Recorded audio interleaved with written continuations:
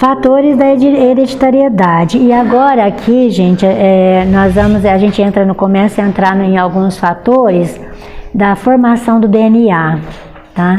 Então isso aqui é lindo de se ver, esse desenvolvimento do DNA, e começa já agora as diferenciações das estruturas que André Luiz vem nos falar, tá? Na intimidade dos corpúsculos simples que evoluiriam para a feição de máquinas microscópicas formadas de protoplasma e paraplasma, fixam-se vagarosamente sob influenciação magnética, e isso a gente nunca esqueça, tá? Essa coisa aqui, ó, da influenciação magnética. Os fragmentos de cromatina, organizando-se os cromossomas em que seriam condensadas as fórmulas vitais da reprodução. Olha, aqui começa o princípio da reprodução. Isso tudo atraído por influenciações magnéticas de quem? Dos espíritos superiores, sob o comando de Deus, de Jesus, né, diretamente. Então, assim, sob a permissão de Deus é o comando do Cristo, a direção do Cristo. Então, essas mentes superiores que formam todo esse processo magnético que atrai, né, para que haja formação, e começando aí, começando a condensar as fórmulas vitais da reprodução. Processos múltiplos de divisão passam a ser experimentados. A divisão direta ou a mitose é largamente usada para em seguida surgir a mitose ou divisão indireta, em que as alterações naturais da nômada celeste se refletem no núcleo, prenunciando sempre maiores transformações. Então começa as transformações simples para as fórmulas mais complexas agora, tá? Lentamente, os cromossomas adquirem a sua apresentação peculiar, em forma de ponto, alça, bastonete, bengala. E a evolução que lhes diz respeito na cariocinese, desde a prófase à telófase, merece a melhor atenção dos construtores divinos, que através do centro celular mantém a função das forças físicas e espirituais. Ponto esse em que se verifica o impulso mental de natureza eletromagnética, pelo qual se opera o movimento dos cromossomas na direção do equador para os polos da célula, cunhando as leis da hereditariedade e da afinidade que se vão exercer dispondo nos cromatídeos em forma de granulações perfeitamente identificáveis entre o leptônio e o paquitônio, os genes ou fatores da hereditariedade, que no transcurso dos séculos são fixados em números e valores diferentes em cada espécie. O que a gente tira de conclusão disso aqui? Nas palavras simples, né? Porque as do André Luiz, né? É um dicionário, né? De palavras aí, na verdade, logicamente, que ele está falando do mundo, né, físico, então essas palavras, na verdade, nós vamos conhecer dentro da ciência da medicina. Mas, em forma simples, o que ele quer dizer aí para nós? Do que ele está tratando? Da vida em cada espécie. Da vida, a diferenciação da vida que começa a já tomar formas para cada espécie. Isso ao longo do tempo. Sim. gradativamente ao longo dos séculos e milênios. Como estava acontecendo tudo isso? Como é que é? O espírito existia? Olha que pergunta maravilhosa que a Neuza está fazendo. Não, porque eu tenho pensado nisso. Como é que ficava o espírito quando acontecia tudo isso, né? Vamos pensar, enquanto acontecia tudo isso, aonde estava o espírito? Não me lembro se é no Missionários da Luz ou nos Mensageiros que trata da reencarnação do Segismundo, que André Luiz faz esse acompanhamento total da reencarnação do Segismundo. Ele fala dos espíritos construtores e Segismundo estava ali. Lógico, ele tinha condições para isso, né? Porque muitos de nós não temos a condição, porque ele já tinha algumas conquistas morais, Segismundo, né? Então, a construção do corpo dele, o defeito que ele ia ter, cardíaco, né?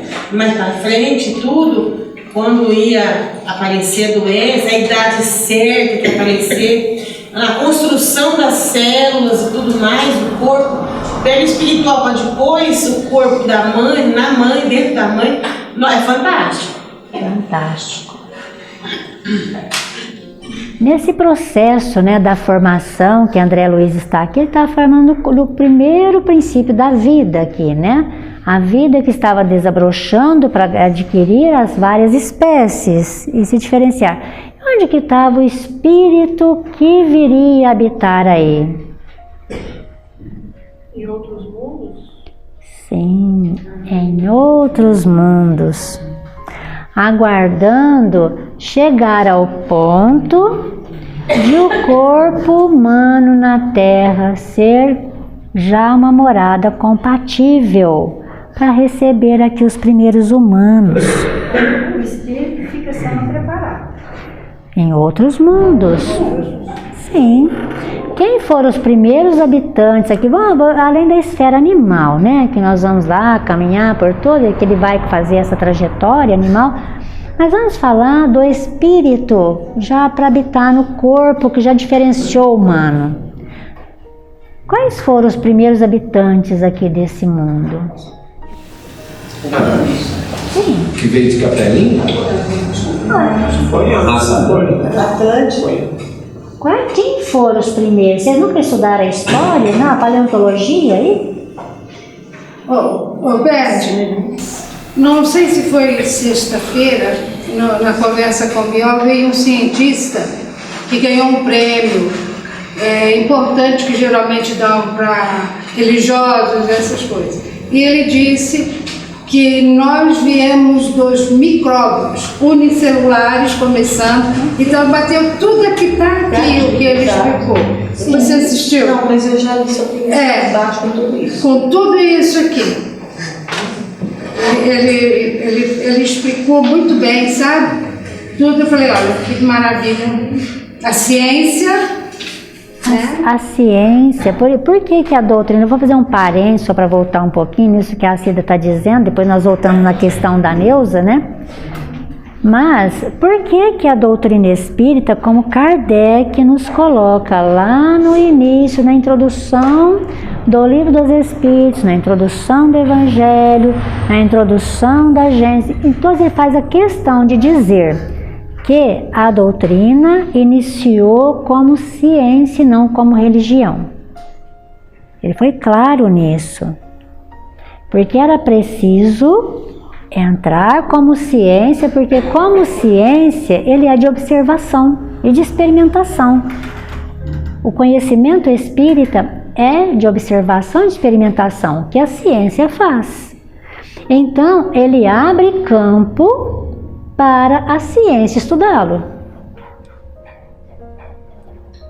É isso que é grandioso, porque se eu começasse como uma religião, seria mais uma religião na Terra. Porque se fala doutrina e não religião, embora ela seja também uma religião, mesmo que muitos digam que não, e até assim, briga por causa disso, mas não importa. Ela tem um tríplice aspecto, ciência, filosofia e religião.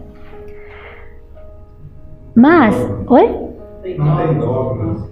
Não tem dogmas, mas principalmente doutrina, porque quando se faz o corpo doutrinário, né, nós temos o quê? Nós temos um estudo, uma sequência, um sistema, não é isso?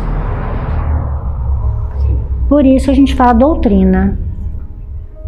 Tá? Doutrina porque ela tem um sistema, um corpo, um método de acompanhar, de aprender, de estudar. Por isso.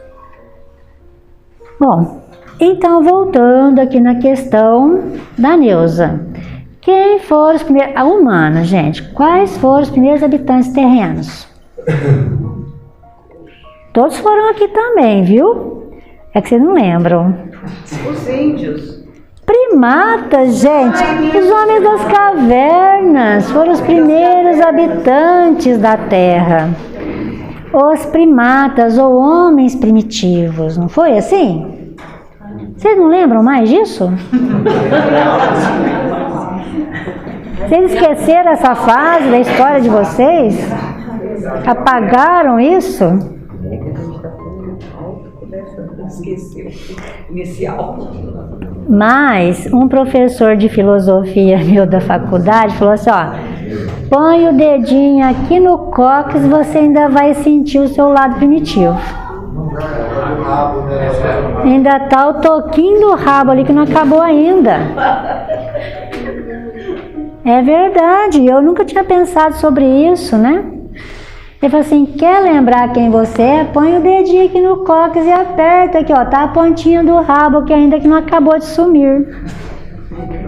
Né? E outra coisa que ele dizia pra gente também, que era assim, são conhecimentos que a gente vai adquirindo, né? Esse assim que quando os nossos corpos de primatas estavam envergados, então toda a musculatura estava aqui no abdômen. Então, essa musculatura do abdômen segurava todo o nosso aparelho digestivo. Quando nós levantamos o corpo, o primata levantou o corpo, lembra aquele vídeo daquele professor lá da Uniferj, né? Isso? Da Universidade Federal do Rio de Janeiro? Quando o corpo levantou, que ele falou que aquela questão do levantamento, né? Daquele osso que sustenta o cérebro. Quando o corpo levantou, o que aconteceu? Nós não temos a musculatura aqui por baixo. Nós temos uma pleura. Então, um dos grandes problemas que ele dizia da inflamação do apêndice é por causa disso. Como os órgãos pesam, aperta o apêndice e ele que inflama. Porque os séculos estão construindo a nossa musculatura baixa, que é aquela que a gente tem aqui, né? Então é isso que dá às vezes, né? Baixa a bexiga, baixa isso, baixa aquilo, por quê? Porque a estruturação que nós temos aqui ainda é frágil. E nós não temos musculatura muito forte, porque não faz muito tempo que a gente saiu do estado de primata. Levando em consideração o que o André Luiz nos coloca aqui em termos de milênios, da formação, né, da vida na Terra, nosso estado de primata está logo ali atrás. Então o nosso corpo ainda está evoluindo, né? Então esses espíritos somos nós, estávamos aí na incubadora de outros mundos, esperando Jesus e toda a sua equipe celeste preparar esses corpos, fazer esse processo que André Luiz está falando aqui. Fica claro isso pra gente? Me veio aqui uma pergunta. Existe a possibilidade dos nossos animais, dos espíritos dos animais terrestres que estão evoluindo, quando chegarem no ponto de passarem para os primatas, para o primitivismo, né? Não ser aqui na Terra, ser em outros mundos em situação primitiva? Porque aí eu fiz um caminho inverso, né? Não sei se faz sentido isso, esse pensamento que eu tive. Se nós formos pensar em termos de lógica, é possível, né? Porque os primatas daqui, quando vão chegando, né, os animais daqui, quando vão chegando no limiar já do despertar da inteligência, eles podem habitar outros mundos um pouco mais selvagens, a fim de que ali possam exercitar já a fase humana. Não, a gente não refuta essa ideia, porque se formos pensar em lógica, ela tem uma lógica, né? Porque com tantos mundos no universo, lá na Gênese e lá no início do capítulo 2 e 3 do Evangelho, que fala das muitas moradas, da casa de nosso Pai, né? E lá na Gênese, eles não nos falam que a gente não está vinculado, preso a um mundo? Que a casa é universal. Então nós podemos fazer a nossa evolução na Terra, podemos fazer em outra parte, né? Então, em verdade, vai ser de acordo com as nossas necessidades. Tem um intercâmbio desses espíritos? Tem. Tudo interliga no universo, né, Nilza? Tudo é uma maravilhosa ligação no universo. Se nós hoje, né, quando nós vamos lá na Gênese, nós vamos ver coisas maravilhosas. Os Espíritos nos explicando a respeito disso. Um pensamento que hoje nós lançamos no espaço está viajando pelo universo. E está encontrando outras mentes no universo, passando por outras mentes, não só na Terra. Como a luz. A luz parte de um ponto, de um mundo, está viajando no universo. Infinitamente, nunca para. Infinitamente. E lá a Gênese nos diz que às vezes uma luz que está chegando aqui para nós hoje, o mundo que a originou já não existe mais. Já morreu. Evoluiu, né? Ou evoluiu. Sim, ele morreu por causa disso, né? Porque a morte de um planeta no universo é sua transformação. Ele sai da matéria, porque o processo de evolução é igual em tudo. Por isso que a lei divina é imutável. A lei natural ou divina, de que está lá no Livro dos Espíritos, quando Kardec faz a pergunta aos Espíritos superiores, né? O que é a lei natural? Fala a lei de Deus, imutável. A lei que rege o micro, rege o macrocosmo. E tudo segue a mesma situação. Então, o mesmo processo que é a morte, o nascimento no corpo e a morte do corpo no processo de transformação é dos mundos também. Então, o mundo, quando ele morre, ele morreu aos nossos olhos. Ele se transformou num mundo espiritual. Ele também passa para as moradas espirituais. Então nós temos os chamados universos paralelos, né, de Einstein, e nós vamos ver isso mesmo. O mundo físico e os mundos paralelos de acordo com o seu estado evolutivo. Então, se nós pegássemos e pudéssemos fazer uma correlação da seguinte forma, assim, bem arcaica, né? Mas nós poderíamos dizer aqui assim, né? Vamos imaginar que isso fosse possível. Então, nós vamos indo desde o mais material. Então, esses mundos, eles vão se purificando igualmente, se tornando moradas cada vez mais purificadas e cada vez, então, nós podemos dizer que existem vários universos aqui, como Einstein nos disse, paralelos, uns aos outros, cada um deles comportando estágios evolutivos. É difícil isso? Complexo, né? Mas dá para entender, não dá? Na mesma medida que o espírito se depura, os mundos também. Exatamente.